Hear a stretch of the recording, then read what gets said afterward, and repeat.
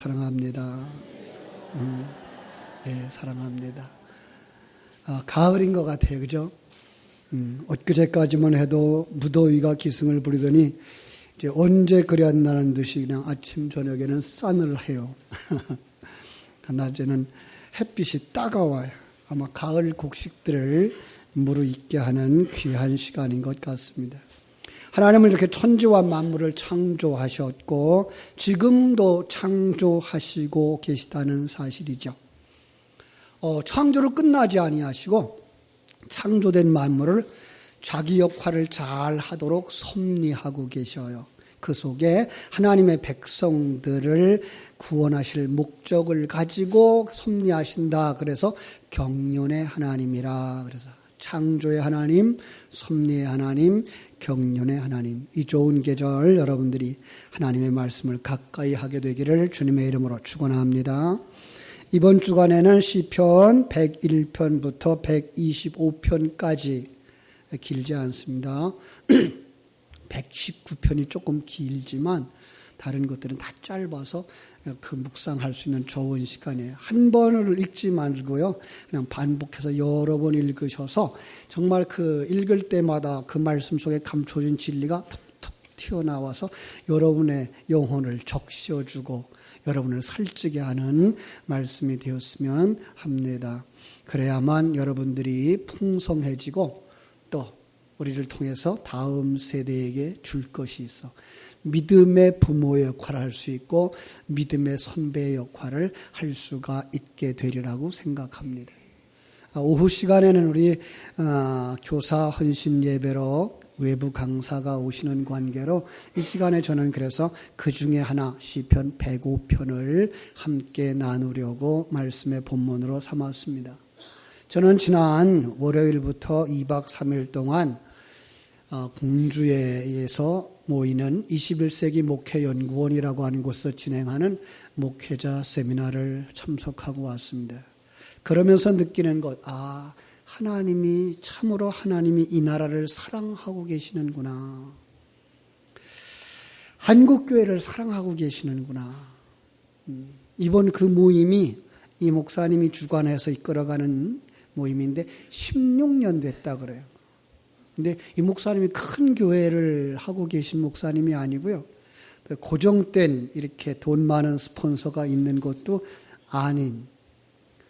그러면서도 이번에 1,500명을 먹여주고 재워주고 훌륭한 강사, 목사님들, 총장들, 총회 일몬들 이렇게 모셔서 가르쳐줌으로써 시대적인 안목을 넓혀주고 또 사역에 힘을 불어넣어주는 일을 하고 계셨어요.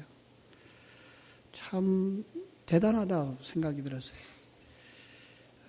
오직 하나님만 의지하고 그 일을 해오셨다 그래요. 16년째 그 일을 해오셨다 그래요. 저는 그걸 믿음이라고 생각을 합니다. 믿음은 하나님이 주신 사명을 가지고 하나님이 주신 환경 속에서 하나님이 주신 분들과 함께 한 걸음 한 걸음 주님이 함께 주신 그 목표를 향하여 나가는 것입니다. 거기엔 꼭 필요한 것이 있죠. 하나님에 대한 신뢰입니다. 하나님의 존재에 대하여서 인식할 뿐만 아니라 그 하나님을 의지할 수 있는 믿음, 그 하나님이 신실하신 하나님이라고 하는 사실을 믿는 믿음, 그것이 바로 언약으로 이어지죠. 그래서 하나님의 언약을 가지는 것이 필요한 것이죠. 하나님의 언약.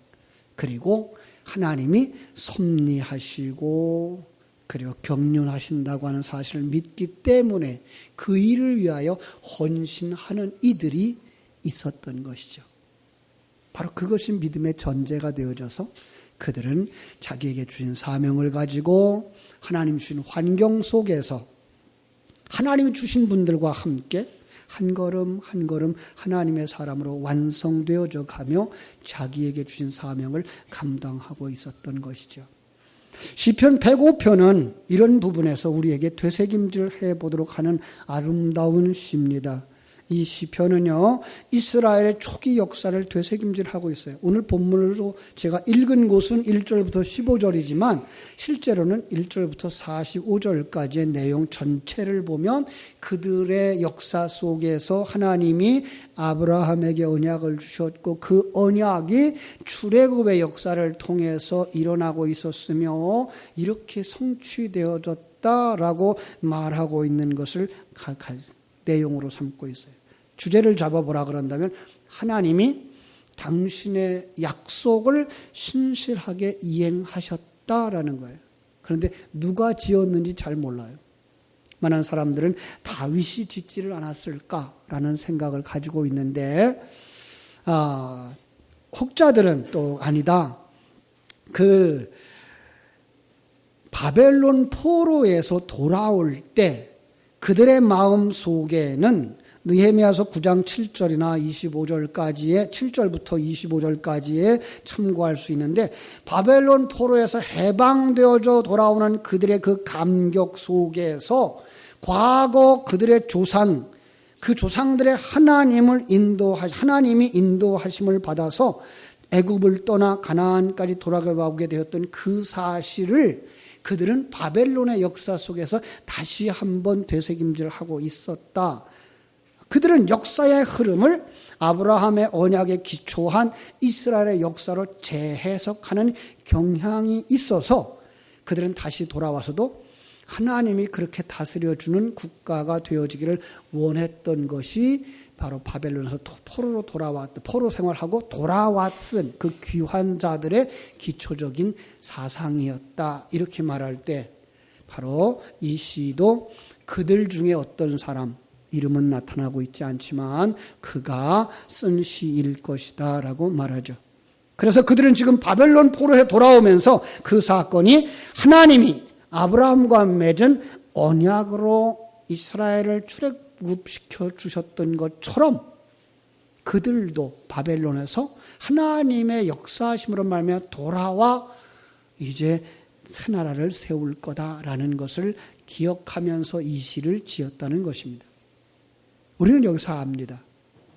출애굽의 사건이나 바벨론에서 포로 되어졌다가 돌아오는 귀한 사건이나 우리는 우리의 구원을 계시해 주는 하나님의 계시의 도구로 성경에 기록해서 우리에게 주셨다라는 거죠. 그렇습니다. 그래서 성경 속에 있는 언약들을 쭉 언급할 때 우리는 그 언약이 언제부터 시작되어졌는지 찾아볼 수가 있어요. 한번 먼저 본문에서 나오는 언약에 관한 이야기를 볼게요. 9절에 이것은 아브라함과 맺은 언약이고 이삭에게 하신 맹세이며 야곱에게 세우신 율례 곧 이스라엘에게 하신 영원한 언약이다. 누가 맺은 언약이에요? 8절 그는 그의 언약 곧 천대에 걸쳐 명령하신 말씀을 영원히 기억하시는 분, 언약을 기억하는 하나님이라고 말씀하고 있고요. 어떤 언약을 맺었느냐라는 이야기를 할 때 11절 이르시기를 내가 가나안 땅을 내게 주어 너희에게 할당된 유업으로 이 얘기예요. 소유가 되게 하리라 하셨도다. 이것이 우리는 예표라는 것 알죠. 왜냐하면 하나님이 그들에게 주시기로 약속한 땅 가나안 땅은 그들에게 영원히 소유할 수 있게 되어 있지 않았어요. 그죠? 그들이 타락했을 때 그들의 나라가 다 빼앗겨지고 황폐되어지고 그들은 포로로 잡혀져 가고 멸망의 길을 걸어갔기 때문에 그렇습니다. 그러면은 성경 속에서 약속한 하나님의 그 약속, 영원히 너희들에게 주겠다라고 하는 약속은 그럼 하나님은 공수표를 날리시는 분이냐? 그렇지 않다는 거죠. 그 이야기 속에 영원히 우리가 거할 하나님의 나라를 계시하고 있는 예표다라고 말씀하고 있는 것입니다. 그렇습니다. 그것을 깨달아 알게 하시려고 이제 아브라함에게 주신 언약을 얘기하는 거예요. 아브라함에게 언약을 맺었고 이삭에게 언약을 맺었고 야곱에게 언약을 맺었다라고 말씀하여요. 여러분 아브라함과 이삭과 야곱은 누구죠? 그것도 바로 나를 상징하는 예표로 성경에 기록된 인물들인 거죠. 그래서 우리가 성경이 말하는 한 표지를 들 수 있어요. 하나님을 언급할 때에 하나님은 어떤 하나님? 아브라함의 하나님, 이삭의 하나님, 야곱의 하나님. 누구의 하나님? 내 하나님, 우리의 하나님이라고 하는 사실을 우리에게 알고 하는 것입니다. 알게 하시는 것입니다. 그런데 그럼 그들에게, 아브라함에게, 아니 우리에게 어떤 약속을 주셨을까? 약속의 땅 가나안, 천국을 주시기로 약속했다라고 하는 것입니다. 자, 그 이야기를 어디서부터 시작했을까요? 성경은요, 성경 창세기 1장부터 요한계시록 22장까지 내용 속에 이 언약이 언급되어져 있다는 사실을 우리는 너무나도 잘 알고 있습니다. 가장 먼저 우리에게 주신 언약, 그것은 바로 창세기 1장 1절부터 2장 3절까지 주시는 약속이다, 이렇게 약속을 했어요. 제가 언급을 했어요. 여러분 가만히 생각해 보세요. 창세기 1장 1절부터 2장 3절까지 7일 동안의 그 역사는 우리를 이렇게 만들어 줄게라는 언약이었다는 사실이에요. 자, 한번 생각해 보세요. 하나님이 창세기 1장 1절에서 뭐라 그래요? 태초에 하나님이 천지를 창조하시니라. 그런데 2절은 뭐라고 말하는가 하면 그 창조된 시간과 공간 세계를 나는 이렇게 정의한다라고 말씀하면서 공허하고 혼돈하고 흑암이 깊은 곳이야, 어두움이야, 죽은 곳이야, 불의한 곳이야, 이렇게 정의를 하고 있는 거예요. 어느 무엇과 대조하고 싶어서요? 하나님의 나라와 대조하고 싶어서. 자, 그러면서 첫째 날 하나님이 뭐라 그래요? 빛이 있으라 하심에 빛이 이 시간과 공간 속에 들으시는 거예요. 그리고 첫째 날 빛과 어둠이 공존하는 세계를 만들어 보여주어요. 그런데 요한복음 1장에 가면 이 빛이 누구라고 그러죠? 예수 그리스도. 그 예수 그리스도에 의해서 어두움이 물러가는 거예요. 그래서 요한계시록 22장에 가보면은 밤이 없어요. 예. 어두움이 없어요. 빛만 있는 세계가 펼쳐지는 거예요. 거기 어디예요? 천국. 예. 그러니까 우리가 가지고 있었던 이 세상적인 것들을 다 물리치시고, 어두움을 물리치시고 빛만 있는 세계를 만드시러 줄게라고 말씀하신 것이 첫째 날의 이야기였어요. 둘째 날 궁창을 만드셔요.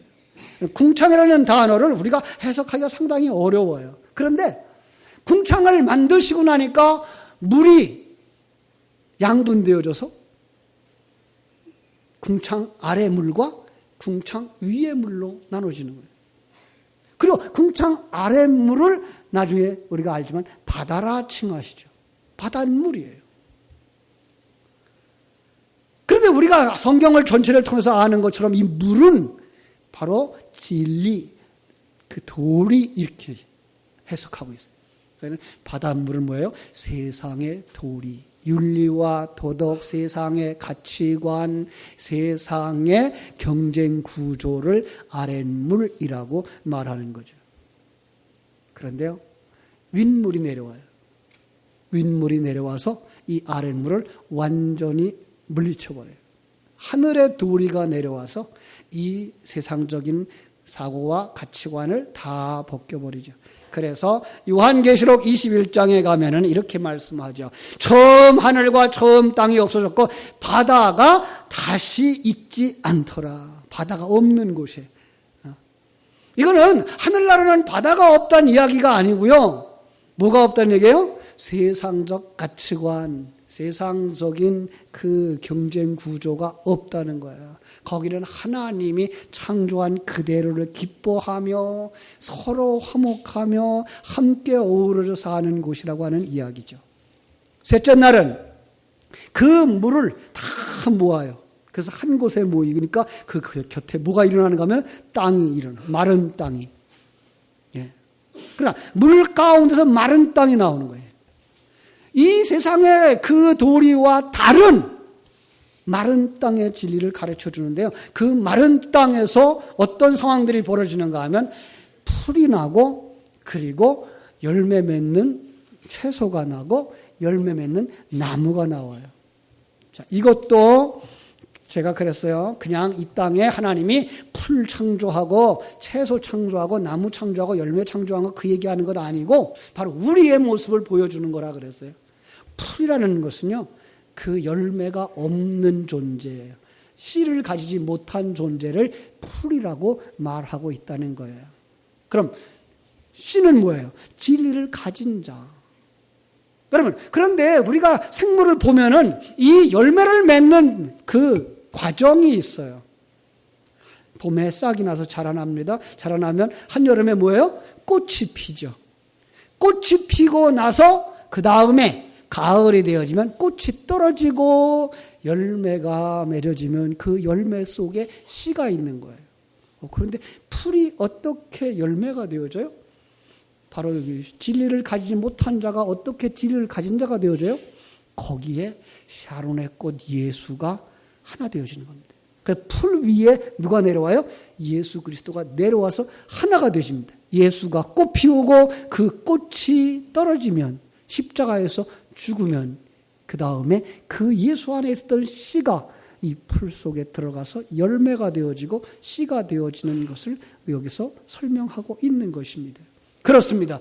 진리를 가지지 못한, 하늘 진리를 가지지 못한, 하나님의 생명을 가지지 못했던 인생들 속에 예수 그리스도가 오셔서 자기가 십자가에서 죽으심으로 말미암아 자기 속에 있는 생명을 우리에게 불어넣어 주고 가시겠다라고 한 것이 셋째 날의 역사였던 것을 알 수가 있습니다.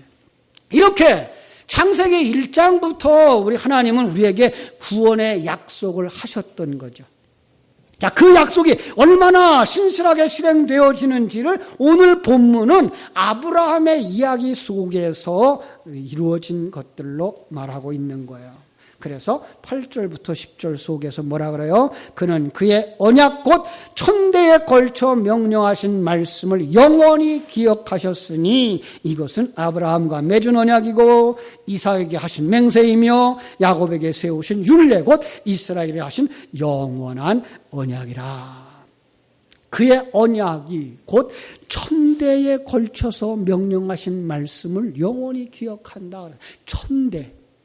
이거 천이라는 숫자 우리 알죠? 어떤 거죠? 시간과 공간 세계 속에 있는 하나님이 정한 시간, 더하거나 빼지 아니한 하나님이 딱 정한 그 기간 동안이라는 의미라고 말씀했어요. 그래서 이 땅에 있는 모든 사람들이 사는 날 동안 아브라함에게와 이삭에게와 야곱에게 주셨던 말씀이 이루어지게 하신다는 거예요. 아브라함도 그 언약을 그 당대에 보았고 결과를, 이삭도 그 언약을 당대에 보았고 야곱도 그 언약을 당대에서 실행되게 하시는 하나님의 역사를 본 사람이죠. 하나님 주신 언약이 뭐예요? 아브라함에게 주신 언약부터 생각해 볼까요? 창세기 12장 1절로 5절 여러분 나중에 찾아보세요. 제가 간단하게 볼게요. 여호와께서 아브라함에게 말씀하셔요. 뭐라 그래요? 아브라함아 너 본토 친척 아비 집을 떠나 아버지 집을 떠나라. 내가 네게 지시할 땅으로 가라. 내가 너로 큰 민족을 만들고 네게 복을 주어 너로 하여금 뭐가 되게 할래라? 복이 되게 할게. 다른 말로 바꿔 말할까요? 아브라함아 너 이 세상적 가치관을 내려놓고 하나님의 가치관을 가지고 하나님 나라를 향하여 달려가라. 그러면 내가 복인데 이 복을 너에게 주어서 네가 복이 되게 할 거야. 그 다음에 뭐 또 이런 이야기가 있어요. 너를 축복하는 자에게는 내가 복을 내리고 너를 저주하는 자에게는 내가 저주하리니 땅의 모든 족속이 너로 말미암아 복을 얻을 거야. 너는 축복의 통로가 될 거야. 이것입니다. 하나님이 그 복이신데 그 복이 우리에게 임하고 우리가 다음 세대의 축복의 통로가 되게 하시겠다고 약속하신 거예요. 다른 말로 바꿔 말할까요? 요한복음 1장에 보면 예수님이 뭐라고 해요? 내가 빛이에요. 빛으로 오셨어. 그러니까 내가 빛인데 이 빛을 너에게 주어 너희로 하여금 세상에 빛이 되게 하고 너로 말미암아 다음 세대가 빛을 보고 따라오게 할 너로 하여금 빛의 통로가 되게 할게. 예. 하나님께서 너 죽은 자였어. 그런데 이제 나는 생명이야. 이 생명을 내가 네게 주어 내 생명이 되게 할게. 넌 살려나게 할 거야. 거듭나게 할 거야. 그러면 그 다음에는 네가 축복의 통로가 되고 생명의 통로가 되어 다음 세대에게 이 생명을 전하는 일을 하거라. 믿습니까? 그런데 조건이 있습니다. 너는 너의 본토, 친척, 아비 집을 떠나 내가 내게 지시할 땅으로 가라는 겁니다. 지금까지 가지고 살던 그 세속적인 개념, 가치관, 경쟁 구조를 벗어버리라는 거예요. 거기서 떠나라는 거예요. 그리고 내가 지시하는 땅으로 가라는 거예요. 내가 너에게 준 하나님의 관점, 하나님의 가치관, 하나님의 세계에 대한, 그리고 하나님을 이해하고 그 하나님과 함께하는 삶, 하나님의 그 목적을 이루는 삶, 그 풍성한 삶 가운데로 들어가라고 말씀하시는 거예요. 그리고는 그 말씀을 따라가는 자들과 그 하나님은 동행하셨어요. 아브라함과 동행하셨고, 이삭과 동행하셨고, 야곱과 동행하시고, 여러분들과 동행하시는 줄로 믿습니다. 가끔 우리가 놓쳐버리는 게 있어요. 이스라엘 백성들이 애굽에 들어가서 400년 동안 살 때에 하나님은 어디 계셨을까? 잃어버리고서요. 여러분, 하나님 어디 계셨을까요? 그들과 함께 계셨어요. 한순간도 자기 백성을 떠난 적이 없어요. 이스라엘 백성들이 바벨론의 포로로 잡혀가서 70년 동안 포로 생활할 때에 하나님은 어디 계셨을까요? 그들과 함께 계셨어요. 네. 그런데 왜 그들을 그 환난을 겪게 하시고 고난을 겪게 하시죠? 옛사람을 벗어버리게 하시려고. 예. 세속적인 가치관을 벗어버리게 하시려고. 그거 아니라는 거죠. 그건 영원히 살 것이 아니라는 거죠. 그것은 이 땅에 살아가는 날 동안만 필요할지도 몰라요. 그죠? 우린 그게 전부인 줄 알고 살아가요. 그거 못 가지면 큰일 나는 줄 알아요. 성도들이 그런 사람들이 들어와요. 처음에 교회에 그들이 왔을 때에 정말로 그들의 필요를 채워달라고 오죠. 마치 요한복음 4장에 수가성 여인이 물을 구하러 우물에 나온 것처럼. 그런데 그를 맞이하는 예수님은 그에게 그가 필요한 물을 길어주는 것이 아니라 생수를 그에게 공급해 주어서 그가 자기 물동이를 내버려 두고 그 생수를 가지고 나아가서 다른 사람이 그 생수를 전하는 생수의 통로가 된다고요. 그렇습니다. 하나님이 아브라함과 함께 하셨고 이삭과 함께 하셨고 야곱과 함께 하셨어요. 그 함께하는 삶 속에서 하나님은 반드시 그들을 십자가를 통과시켜요. 주님이 우리에게 하신 말씀이 있어요. 나를 따라오려거든 뭐 하라고요? 자기를 부인하고 자기 십자가를 지고 나를 좇을 것이니라 라고 말씀하셨어요. 여러분, 그 십자가는 힘든 일만 이야기하고 있는 건 아니에요. 그 십자가는 바로 내가 하나님을 반역했던 죄인이었구나. 내가 왕이 아닌데 왕이라고 나섰던 하나님을 거역한 죄인이었구나 깨달아 알고 그 자리에서 내려오는 거예요. 하나님을 왕으로 세워주고 하나님을 주인으로 세워주고 나는 그의 종으로 피조물로 내려올 때 그걸 뭐라 그래요? 십자가를 지는 거라고 말하며 그 이야기를 거듭 반복해서 말할 때 자기를 부인하는 것이라고 말하는 거예요. 그렇습니다. 그런데 십자가 그렇게 호락호락하지 않습니다. 아니요, 말로는 쉬워요. 네. 말로는 쉬워요. 나 예수 믿습니다. 아주 쉬워요. 나 십자가 지고 갑니다. 아주 쉬워요. 그런데 우리 속에서 우리의 그 삶의 근거가 되어졌던 나라고 하는 존재가 없어져야 되기 때문에 힘들어요. 자존심까지 부서져야 되기 때문에 힘들어요. 네. 이게 깨지는 싸움이에요. 영적인 싸움이에요. 그걸 제가 그래서 요한계시록 6장부터 18장까지 일어나는 그 많은 재난 환난들이 바로 그 이야기라고 말씀을 드렸던 것이죠. 그렇습니다. 하나님은 오늘 우리를 이 과정을 건너가게 하시는 줄로 믿습니다. 하나님께서 오늘 우리에게 정말로 하나님의 사람 되게 하시는 그 길을 걸어가게 할 때에 십자가를 지고 가게 하시는 거예요. 야곱의 이야기로 갈까요? 야곱은 참으로 아버지의 어머니의 태중에 있을 때에 하나님의 축복을 받은 사람이었어요. 그리고 집 떠나기 전에 아버지가 또 축복해 준 사람이었어요. 그러나 그 축복받은 것 때문에 집을 떠나게 됩니다. 그리고 외삼촌 집에 가서 살게 됩니다. 외삼촌의 집에서 그는 참으로 고생하다가 하나님의 음성을 듣습니다. 창세기 31장 3절인데요. 여호와께서 야곱에게 이르시되 내 조상의 땅, 내 족속에게로 돌아가라. 내가 너와 함께 있으리라 하신지라. 예, 십자가의 길을 가게 하시는데 그 길에 하나님이 함께 하시겠다고 말씀해요. 그래서 하나님과 함께 갔더니 도착한 곳이 뭐예요? 32장에 가보면은 야복강 강가였던 것을 알 수가 있습니다. 근데 거기서 하나님이 씨름을 걸어옵니다. 뭐 하자는 거예요? 자기 부인의 길을 걸어가라는 거예요. 십자가의 길을 걸어가라는 거예요. 그죠? 신약의 말로 말하면 자기 십자가를 지고 나를 따르라는 거예요. 하나님이 마침내 그의 환도뼈를 칩니다. 그는 더 이상 자기 힘으로 일어날 수 있는 힘이 없습니다. 그때부터 의지한 게 뭐예요? 지팡이. 우리는 시편 23편에서 보았습니다. 그 지팡이와 막대기가 나를 안위하신다고 말씀했는데 하나님입니다. 하나님의 말씀입니다. 그는 그때부터 말씀에 의지하는 삶을 살아갔던 것입니다. 출애굽한 이스라엘 백성들이 그 길을 걸었고 시편 105편의 저자들과 그 백성들이 그 길을 걸어온 것입니다. 그리고 여러분과 내가 지금 그 길을 걸어가고 있는 것입니다. 그때 잊지 말아야 할 것이 있습니다. 하나님에 대한 존재를 인식하는 것입니다.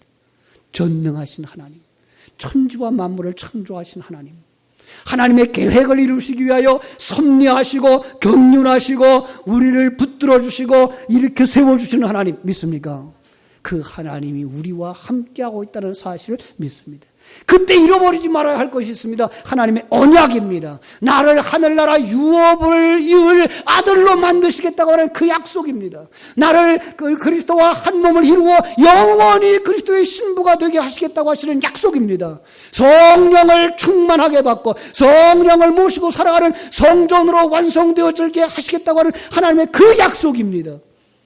그 약속을 굳게 믿고 나갈 때 그 전능하신 하나님이 베풀어 놓은 이 역사의 환경도 우리는 합력하여 선을 이루시는 하나님의 손길이라는 사실을 깨달아 알게 됩니다.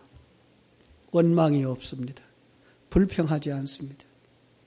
오직 나를 나 되게 하시는 하나님께 감사를 할 뿐입니다.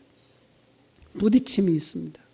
그 부딪힘에 내가 다듬어지고 있다는 사실을 깨달아 알면 감사하게 되어지고 기뻐하게 될 것입니다.